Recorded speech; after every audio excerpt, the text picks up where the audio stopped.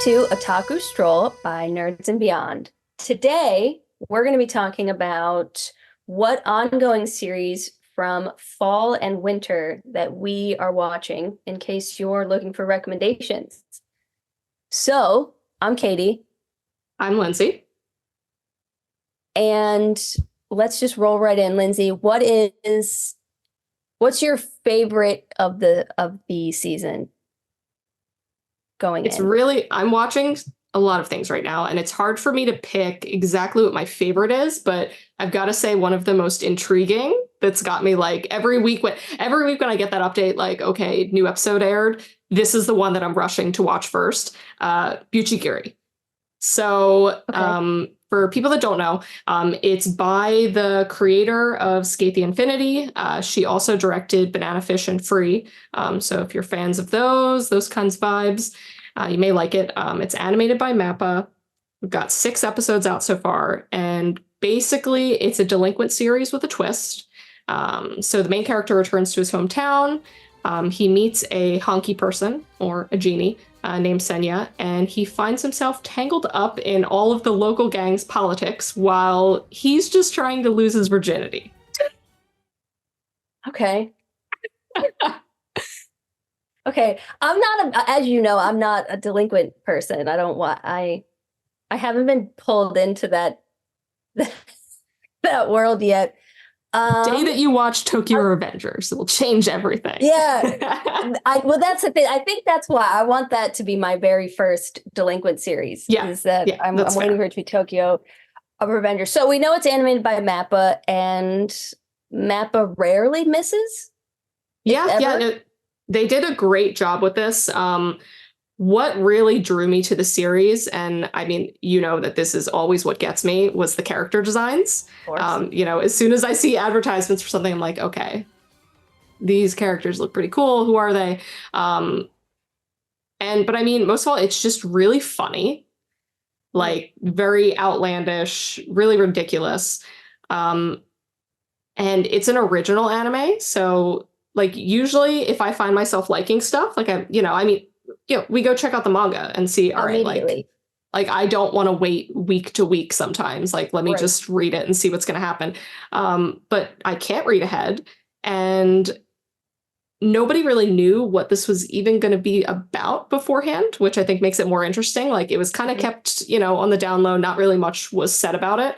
Yeah. So I don't have the slightest clue where this is going at all. Okay. Do we know how many episodes are in season 1? That's a great question. That's a really great question. I would love to know. Right. It's probably 10 or 12. Yeah. But so we're like halfway in. Don't know what's going to happen, but perfect. I'm here to see where it's going to go. You're along for the delinquent ride. Yes. Okay. All right. Okay. So what about you? I'm going to save my favorite for the end. Okay. Because it deserves it. But going on to things that end on a weekly basis and I am left wanting more is from fall. It's an ongoing, it is Shangri-La Frontier.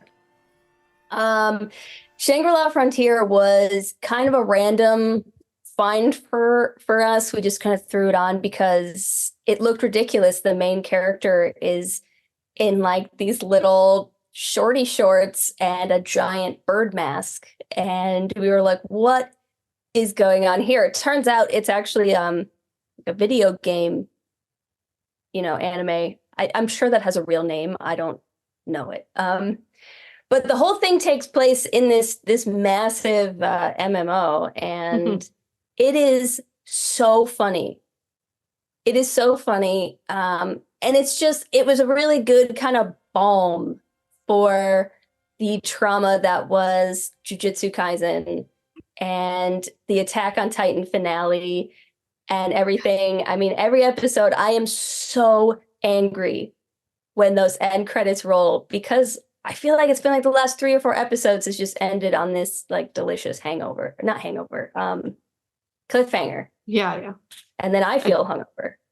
I mean, since you started talking about it, I've been really interested, especially because like what I would have guessed from like just seeing like pictures of it and then actually like hearing about it. And like I'm seeing a lot of people talk about it now. I'm like, oh, like, okay, this really sounds up my alley, like something I would like.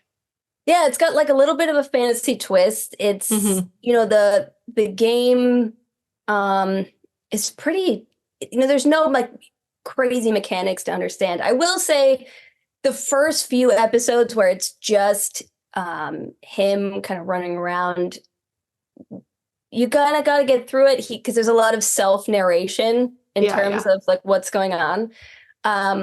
But once he kind of gets into this little pod and this little team and he gets his I'm not gonna give anything away, but his little sidekick, oh, it's incredible. Like, yeah, this was just not anything I thought I would even watch. And it's turned out to be absolutely one of my favorite things. I mean, I count down to Sundays to watch Shangri-La Frontier.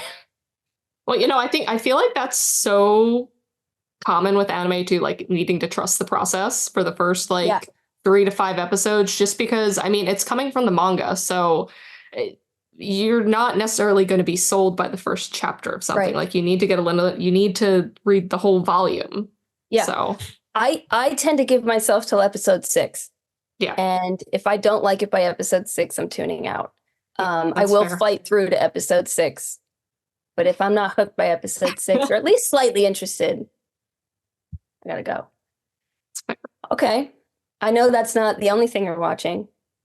Yeah. What else are you tuning into? One that I'm really, really loving right now is The Demon Prince of Momochi House.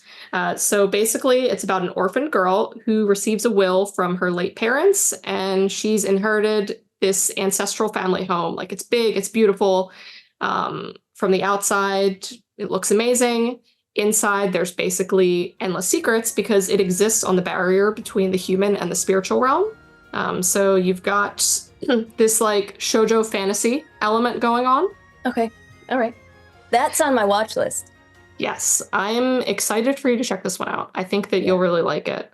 Fun story though, when I first saw the poster for it, once again, drawn in by the character design, drawn in by the art, my first thought was, oh, cool. Is this a reverse harem for the girls? Okay. Because like there are just so many harem animes with, the main character's a guy. Like, sure, do your thing, but like the girls need something. Spoiler alert, it's not. It's not the at all. Spoiler we wanted. It's a romance, but it's not a harem. But I'm so glad that caught my attention enough to check it out. And for people that have seen or read Kami-sama Kiss, kind of similar vibes there. But I will say, for anyone that decides to check it out, and this is my recommendation to you too, you need to read the manga. It's just such a like intricate, detailed story. The anime is great. It's like a great supplementary piece to go with it, but there's just so much beautiful art to appreciate in the manga too. You're missing out if you don't read it and kind of get the full picture of everything. But yeah. Yeah, that's on my list. As soon as I finish something. I did just finish something, so I am looking. Maybe that'll be that. There you go. All right, what else are you watching? Again, I think just about everything on my list is something coming over from fall. Because for some reason, fall got those like full 24, 25 episode seasons, which Shangri-La is 24, 25 total, as is the next one I'm talking about, which is, it was certainly one of the biggest ones in the fall. Frieren, Beyond Journey's End. I immediately wanted to watch this because it gave off big Lord of the Rings vibes.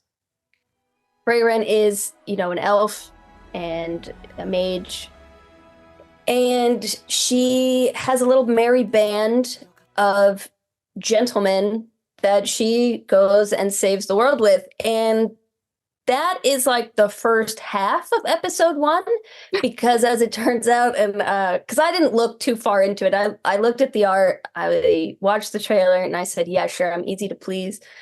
This is actually about what she does after that adventure. Okay. It's kind of sad because her merry band of gentlemen are all aging well beyond her. She's stuck in her eternal elven age. And so it was a lot sadder than I thought it was going to be at the beginning, because she has to kind of move on from this team, and she along the way finds a new one, and they set off on a new quest. And oddly enough, as of right now, the quest is not saving the world again. It is going to what is considered this realm, this world's like version of heaven. Okay. And so a lot of it just took me by surprise. The art is stunning. I'm actually watching the dub in that one. Mm-hmm. I'm pretty 50-50 between sub and dub. Me too. We did the dub for this one just because we were watching it late. It's great.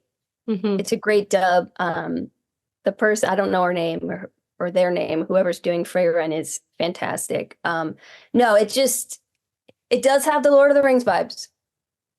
It definitely, like, if you're into that kind of fantasy, elves and dwarves and men, kind of coming into anime form with this like really charming, heartfelt story that I think a lot of people will resonate with. I've seen a lot of praise for the animation. It's fantastic.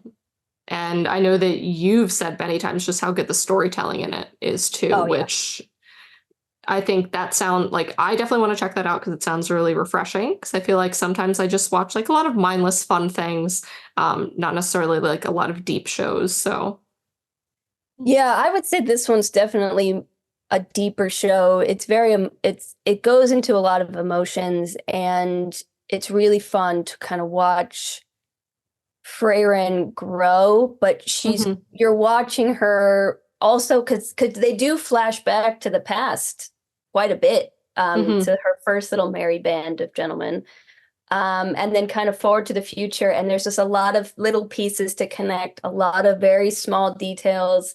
Someone gave her this then, and she pulls it out 30 years. Like, it's a lot of that. So you definitely have to pay attention to really feel the full magic of it, but it's there. Awesome. It's there. I'll definitely be checking that out. All right. What about a comfort series? What's your go-to? So hands down, I look forward to getting in bed on Sunday nights and watching this. This is 100% my comfort show right now. Mr. Villain's Day Off. So this was not on my radar at all, and I think I may have seen like on Twitter, just like some screen caps and stuff before it actually started airing. Do you mean X? How dare you? I refuse to say it. How dare you? I refuse to say it. Come get me, Elon. But I saw some screen caps, once again, drawn in by the art, drawn in by some of the character designs. Very predictable. But basically, so we've got the main character who is the general, and he leads a villainous organization. They have aspirations to take over the world. But as you do, the show is about what he does on his days off. So on his days off, he is just kind of this normal guy who's like maybe a little bit scary, but he's obsessed with pandas.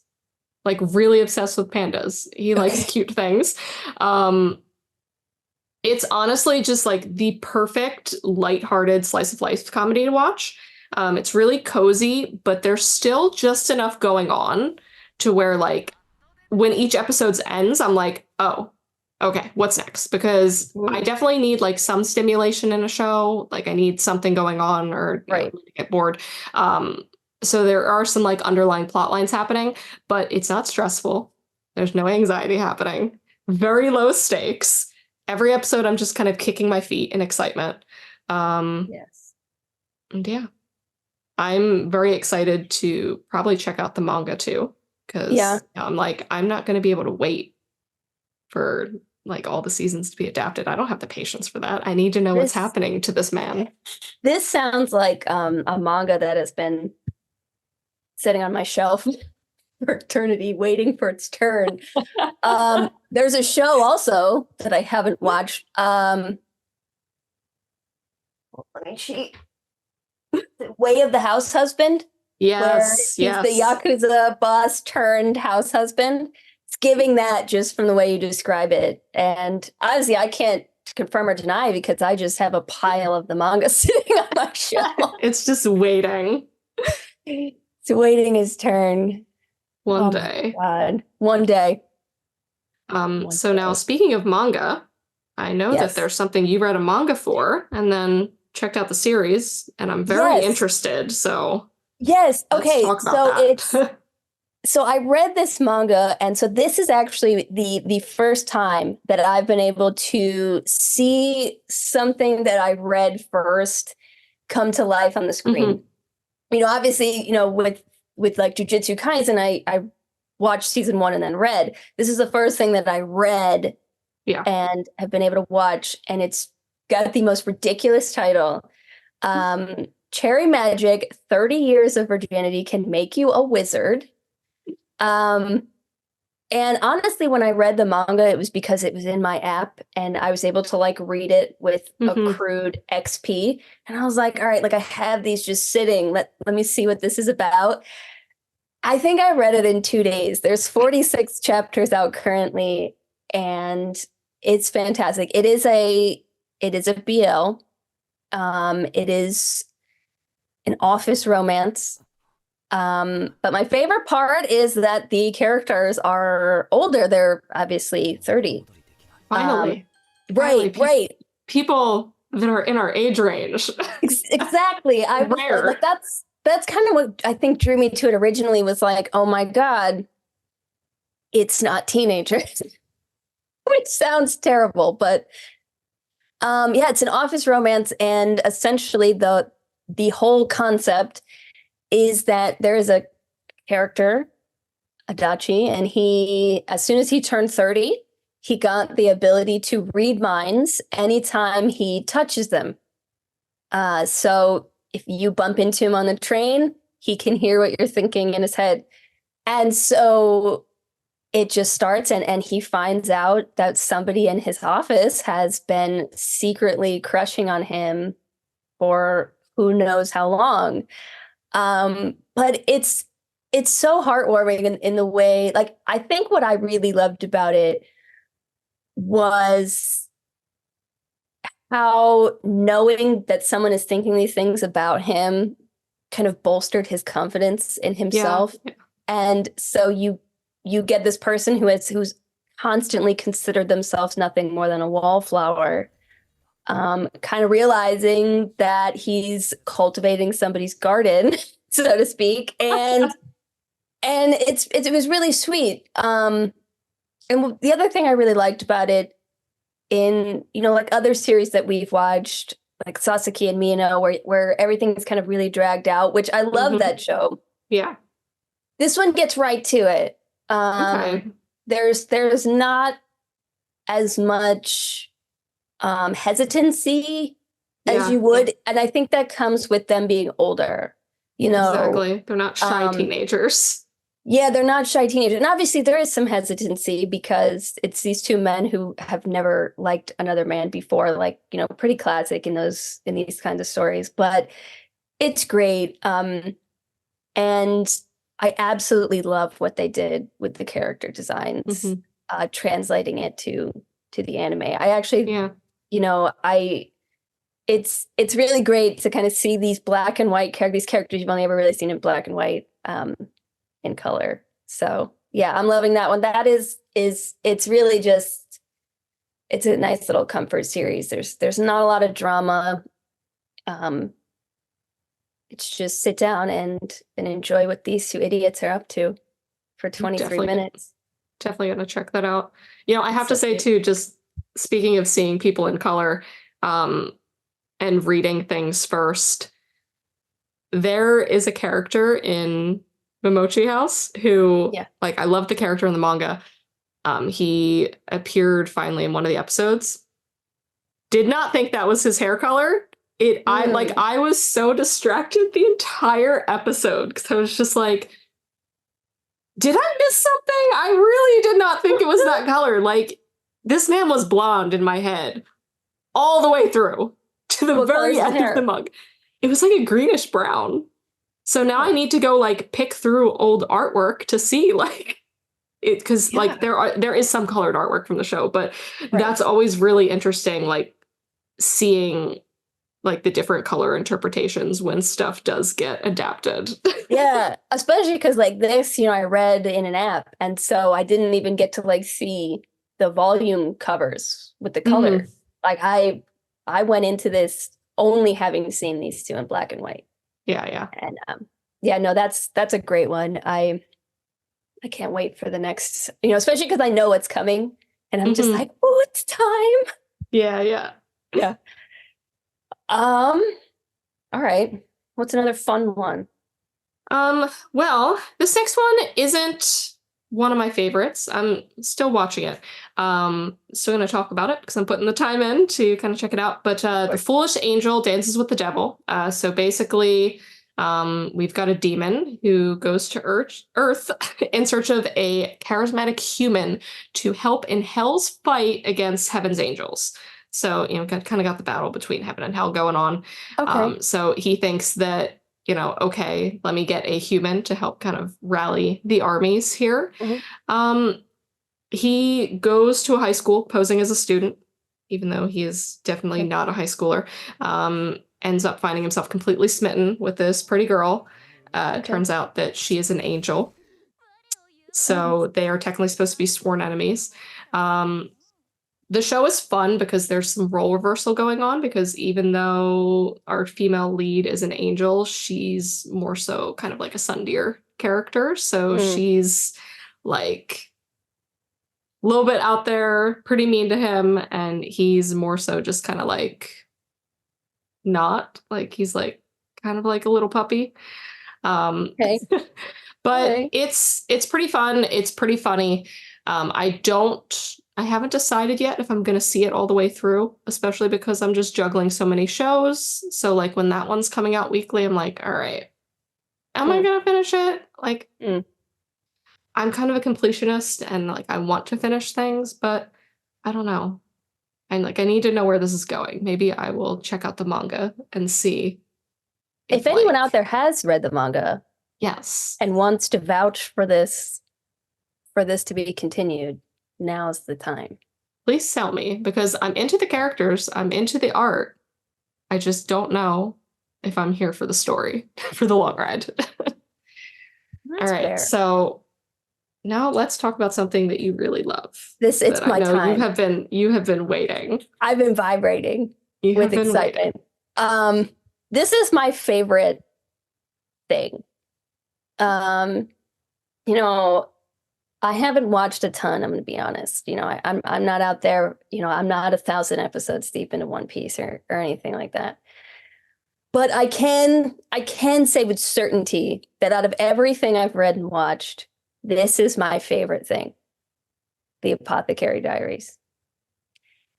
I was like immediately hooked on this when I saw the name of the series way back. Had to have been in like the summer, because I love anything that's like the old timey herbs for medicine kind of thing. Like I don't think I've ever been disappointed, and this just turned out to be about 500 times more than what I thought it was going to be. It's not, I think when they build it, it was like, oh, a common apothecary like infiltrates the empire and the emperor. So I kind of thought she was going to be like poisoning her way to the top or something. Do you know what I mean? Yeah. It's not. It's the opposite. It's more mystery than apothecary, really. She's kind of solving all these little puzzles. And I mean, I could ramble about this for like 1,000 years.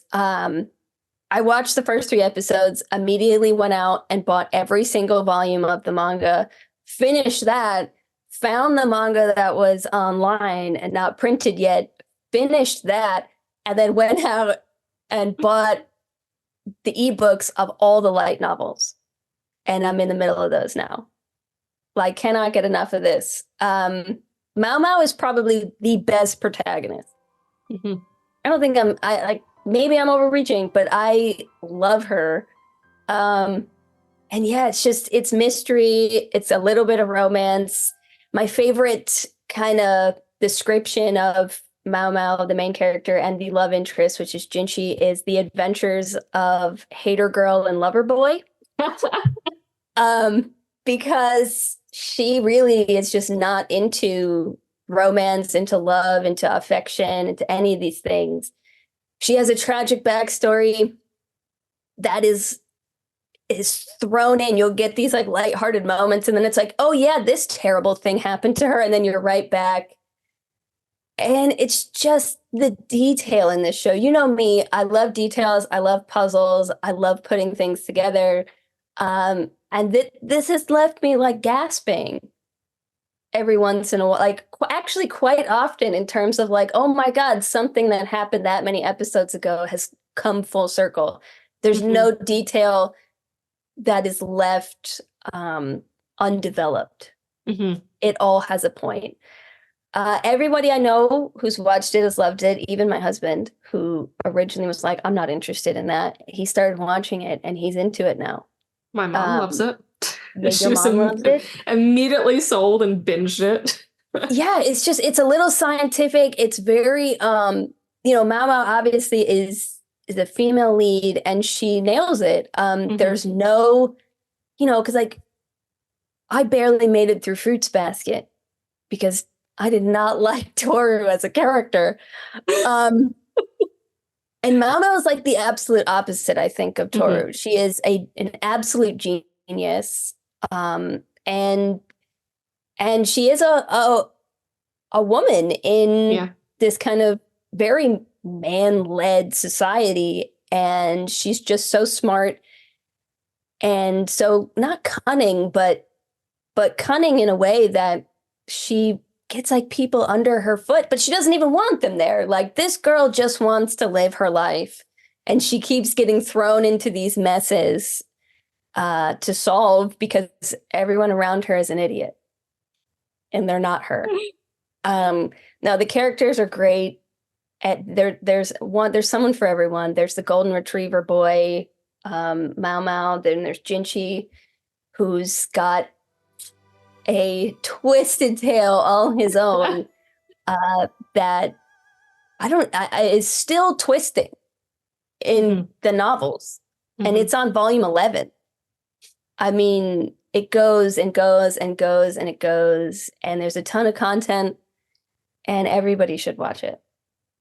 Everyone. I feel like I've heard nothing but good things about it. Like, it's definitely something I want to check out. Like, if I had to like go through this whole list and just like kind of look at social media, that has been one thing that I've seen pop up like the most, probably, especially lately. Even still, everyone's still talking about it, even like carrying over from fall. So yeah, it's huge. I feel like it's getting bigger now, and I'm not sure why. I feel like maybe with JJK over, that people are kind of picking up, because this is another long one, 24 episodes. But I've seen more in the last year, and I don't know, maybe it's because it's not nominated for anything yet because it's not over. But it was on top of, those #1 anime of the week's list. Yeah. And I feel like people are finally catching on, if they hadn't already, and as they should, because it's perfect. It really is. I mean, and the animation is so vibrant and colorful, and the openings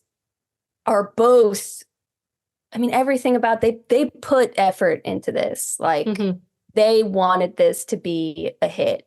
You can just tell from not saying that everyone doesn't want their series to be a hit, but I really think that they were like, no, this one's going to take off. Yeah. So I'm glad that it did, because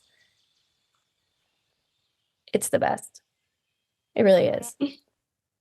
Okay, there are 3 things that we are both watching, and I think these are 3 really well-known titles by this point. Um, well, I shouldn't say you are watching Mashle season 2. I am waiting for the dub because I watched season 1 in the dub and I can't leave Alex Lay as Mash. I'm dedicated to him in every way. But we have both read the entire manga. So while I haven't watched, I know what's going on. But so tell us about what's going on. Season 2. I will say, if anyone were to come up to us together and ask us for a TV show recommendation, the first thing that's going to come out of our mouths is going to be Mashle. We're here to spread the Mashle agenda. If you're not watching it, we're begging you to watch it. So just even beyond season 2, starting off with the premise for anyone who doesn't know, basically we've got this main character, Mash, who lives in a society where magical power is basically valued above all else. And he has none of it. It's the norm. Yeah, that's it. Like you are essentially like an outcast. Like you should not be alive if you don't have magic. So Mash starts attending Easton Academy in order to become the next divine visionary with nothing but his freakishly strong muscles to rely on. So it's basic. I was gonna say, this is Harry Potter meets One Punch Man. Yeah, and it's a parody done right. Especially because like going into it, I was like, all right, like, is this gonna get old after a while? Like, is this gonna be a parody where it's just like, okay, whatever? But it just has such great characters and it's so funny that, like, no, I'm invested. Like, the manga I could not put down reading it, and that recently ended last year, which is sad because I would love to see more of it. But season 2, basically, we're getting into some new characters. So we get to see all the divine visionaries. We get to see more of Finn's brother, Rain, who we saw a little. Why you're there. Of course. So I have been watching it subbed, and it's definitely not the same. I've been so eager to see it. Like, I didn't want to wait, but it's not the same without Alex's line delivery. Like, is impeccable. It is. And it's funny because, like I said, I'm a 50-50 and I don't care how you watch your anime. I am not, it does not matter to me. There's 2 animes. I'm not going to say the first one that has to be watched one way or the other. This is the only one that I say you have to watch the dub, because I just don't think the jokes land quite as well when you're reading them. Because a lot of this is really kind of deadpan humor. It's a lot of just Mash's delivery. And which is why if you haven't watched the series before, I would recommend checking out the dub in this, because it has Alex Lay and he can't miss ever. And he doesn't here. It's great. I cannot recommend it enough. No, it's hilarious. And it's action and it's magic. Yeah. And it's short. It's like 12 episodes each season. Yeah, exactly. Easy to digest. I think that's what I like too, is just like, it's a nice little break from the stress, but there's still stuff going on. It's not boring. Yeah. Talk about another not stressful anime is the other big one I think going on right now, with probably just the most ethereal art and animation I've ever seen. A Sign of Affection. So good. It's perfect. I mean, heartwarming, the greenest of green flag men to ever grace our screens. And he's got white hair and blue eyes to boot, which immediately sold. I'm immediately sold 9 times out of 10 if a character has white hair, blue eyes. And he's also just a walking green flag, an example, a pillar of what men should be. But no, I mean, I love this art style. I love like the watercolor elements that are put in. And I also am a huge fan of kind of how they portray Yuki and her sign language and everything. It's, the way they put the words on the screen, it's just more immersive into kind of what she's living. And I don't want to, it's not romanticizing it or anything, but it shows, her life. And I do like, there's not a lot of stories like this in anime or in any kind of media, and I know we had kind of talked about prior to the series kind of how the deaf community or the hard of hearing community would kind of react to it. And I remember looking at, again, my eternal pile of manga that's piled up. I have this entire series sitting behind me where the mangaka actually like has resources in a deaf school that she's working with. Obviously, neither one of us can attest to if it is portraying that well or not, but at least it was nice to know that she's not just kind of, or they are just throwing stuff at the wall.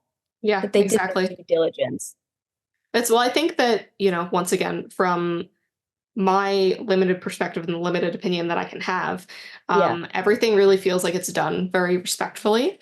And you can just kind of tell that there was so much care put into the writing for the series and everything.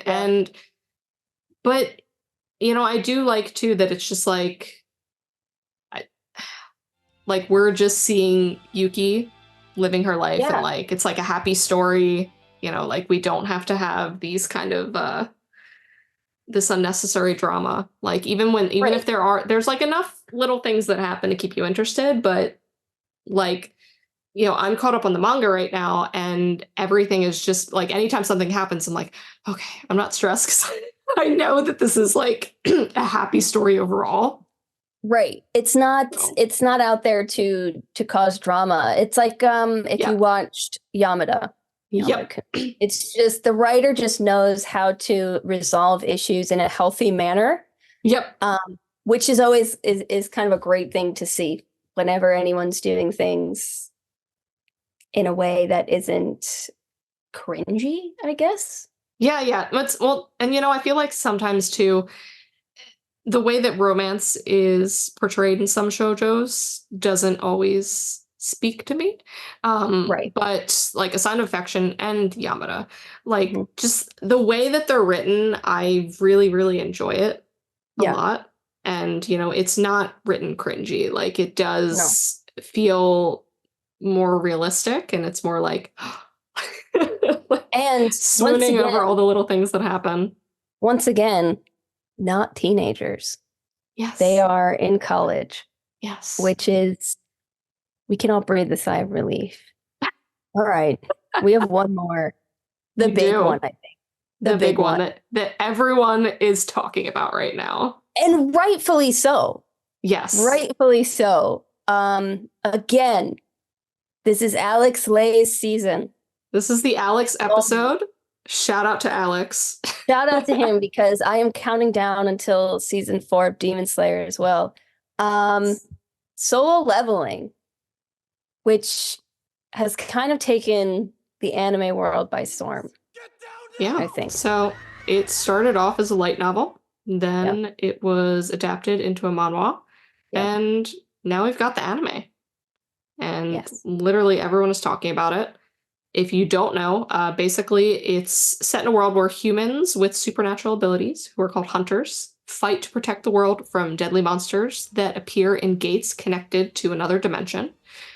So in a way, it almost has like kind of like a fantasy, like gaming element to it. Like, people going on raids to fight down monsters, but then they go out back to their normal life afterwards.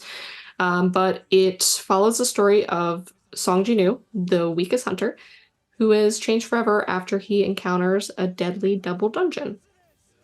And I'm going to be honest here.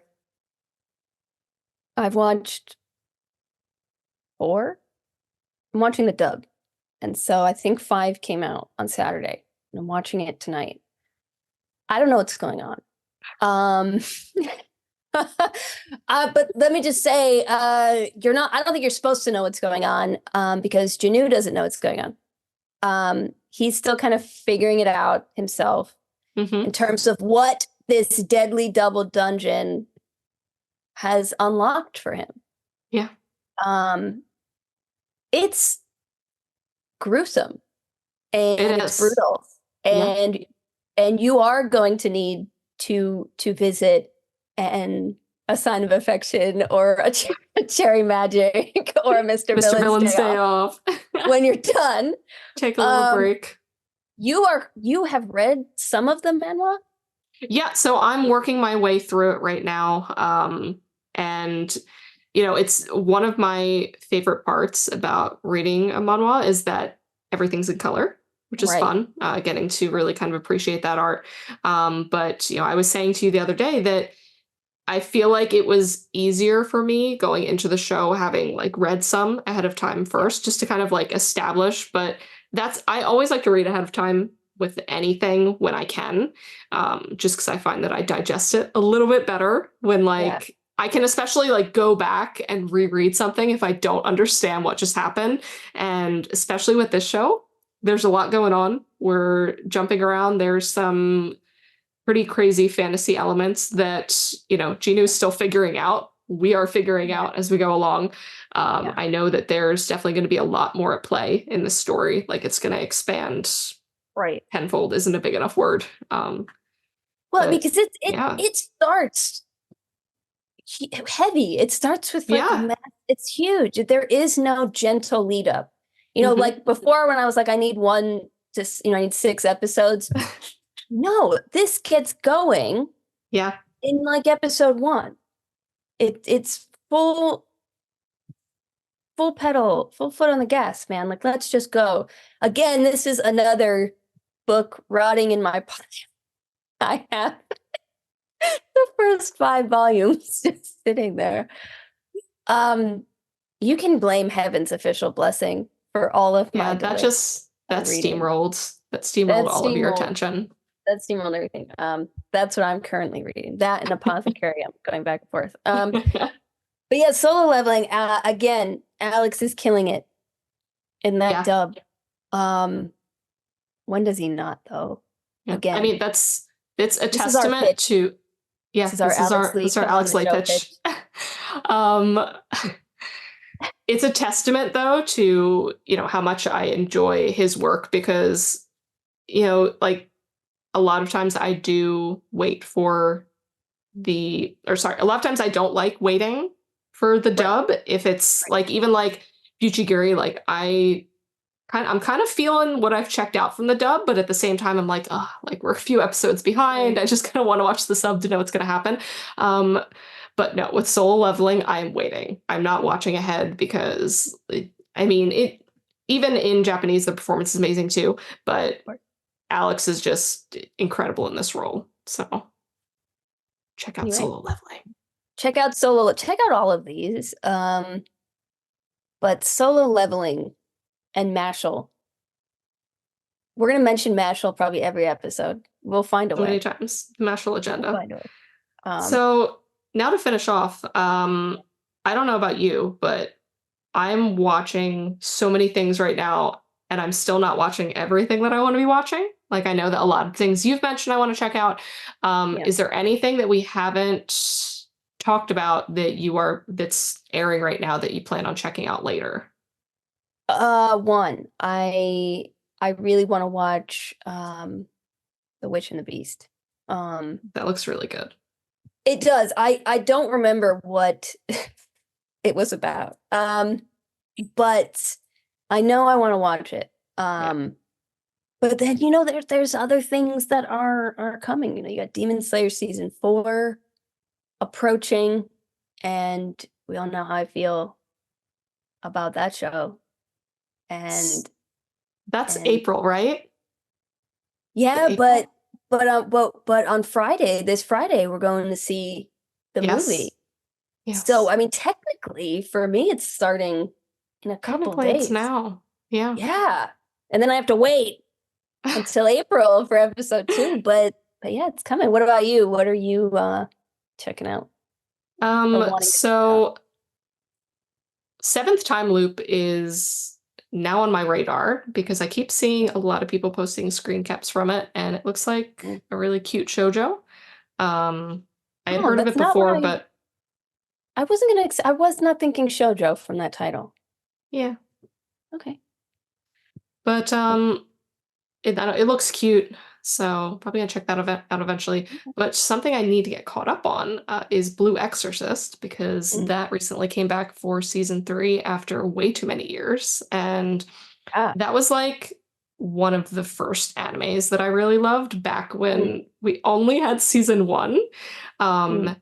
And yeah, when I saw that it was coming back, I was like, wait, what? So I need to kind of get caught up and watch that and check that out. Yeah. Yeah, I just finished, the big Hunter x Hunter watch. Yeah. And so I'm still cooling down from that, you know. Um, Recovering from that speed run. yeah, but I mean it's it's really hard to follow that. Hmm. It's really hard to follow that. So I'm being like really selective kind of with the new things I pick out because they have a lot to live up to because I just finished Hunter x Hunter and I just finished Heaven's Official Blessing, which are like 2 home runs. So I whenever I try to find something new, I have to not compare Yeah, to those things. So that's uh, fair. I'm being I am being a little more selective. But all right, there it is. There's a ton of Yeah, recommendations. there we go. Check them out. Let Check, us know what you think if you check yes. anything out or if you've And already watched it. let us know what we're missing. Yeah, What there's should we be so watching? much. Like there's so much out right now. Every time that I kind of go to the simulcast section in Crunchyroll to kind of see like, all right, where is everything? I'm like, like this actually looks interesting too, but I don't have enough time. I know I mean between reading and well, grinding at Genshin, like it's a full-time job. Literally. I don't have time We'll for all this. we'll be back to talk about that for another We episode. will. Yes. Yes, we will. But for now, check out these animes. Let us know what we should check out. And we will see you all next time. Thanks for tuning in. Yes. Bye.